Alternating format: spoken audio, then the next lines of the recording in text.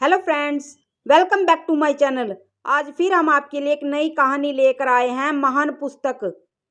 एक बार राजा कृष्णदेव राय के दरबार में एक महान विद्वान आया। उसने वहां दरबार में उपस्थित सभी विद्वानों को चुनौती दी कि पूरे विश्व में उसके समान कोई बुद्धिमान व विद्वान नहीं है। उसने दरबार में उपस्थित सभी दरबारियों से कहा कि यदि उनमें से कोई चाहे तो उसके साथ किसी भी विषय पर वाद विवाद कर सकता है, परंतु कोई भी दरबारी उससे वाद विवाद करने का साहस न कर सका। अंत में सभी दरबारी सहायता के लिए तेनालीराम के पास गए। तेनालीराम ने उन्हें सहायता का आश्वासन दिया और दरबार में जाकर तेनालीराम ने विद्वान की चुनौती स्वीकार कर ली। दोनों के बीच वाद विवाद का दिन भी निश्चित कर दिया गया। निश्चित दिन तेनालीराम एक विद्वान पंडित के रूप में दरबार पहुंचा। उसने अपने हाथ में एक बड़ा ले रखा था जो देखने में बाहरी पुस्तकों के गट्ठर के समान लग रहा था।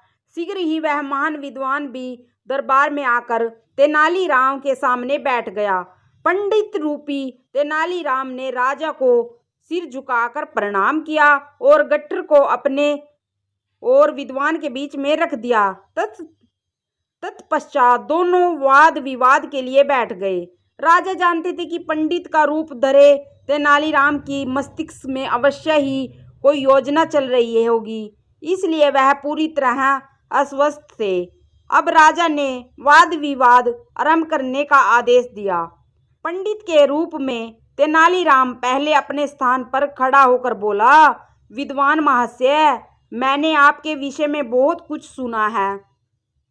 आप जैसे महान विद्वान के लिए मैं एक महान तथा महत्वपूर्ण पुस्तक लाया हूँ जिस पर हम लोग वाद विवाद करेंगे। महाशय, कृपया मुझे इस पुस्तक का नाम बताइए, विद्वान ने कहा।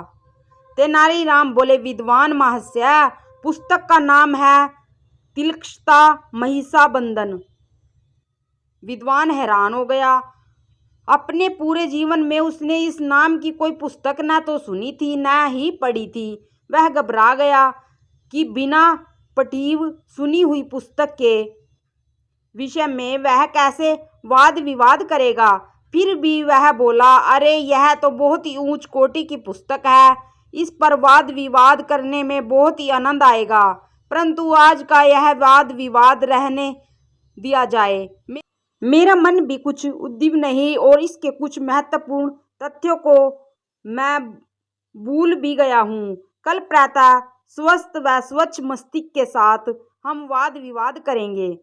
तेनालीराम के अनुसार वह विद्वान तो आज के वाद विवाद के लिए पिछले कई दिनों से प्रतीक्षा कर रहा था, परंतु अतिथि की इच्छा का ध्यान रखना तेनालीराम का कर्तव्य था, इसलिए वह सरलता से मान गया। परंतु वाद विवाद में हारने के भय से वह विद्वान नगर छोड़कर भाग गया। अगले दिन प्रातः जब विद्वान शाही दरबार में उपस्थित नहीं हुआ तो तेनालीराम बोला, महाराज, वह विद्वान अब नहीं आएगा। वाद विवाद में हार जाने के भय से लगता है वह नगर छोड़कर चला गया।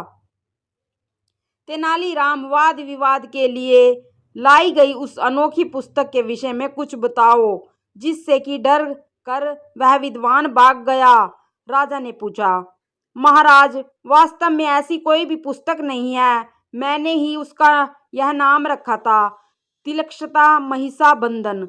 इसमें तिलक्षता का अर्थ है शीशम की सूखी लकड़ियां और महिषाबंधन का अर्थ है वह रस्सी जिससे भैंसों को बांधा जाता है।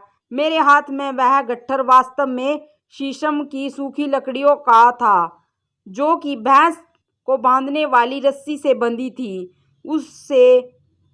उसे मैंने मलमल के कपड़े में इस तरह लपेट दिया था ताकि वह देखने में पुस्तक जैसी लगे। तेनालीराम की बुद्धिमत्ता देखकर राजा व दरबारी अपनी हंसी नहीं रोक पाए। राजा ने प्रसन्न होकर तेनालीराम को ढेर सारे पुरस्कार दिया।